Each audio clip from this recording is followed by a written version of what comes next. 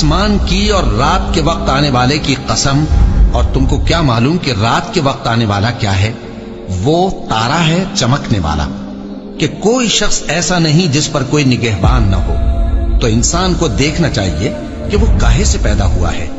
وہ اچھلتے ہوئے پانی سے پیدا ہوا ہے جو پیٹھ اور سینے کے بیچ میں سے نکلتا ہے۔ بے شک وہ یعنی خالق اس کو دوبارہ پیدا کرنے پر قادر ہے۔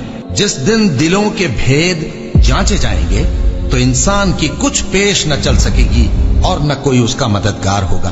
آسمان کی قسم جو مے برساتا ہے، اور زمین کی قسم جو پھٹ جاتی ہے، کہ یہ فیصلہ کن کلام ہے اور یہ کوئی مذاق نہیں۔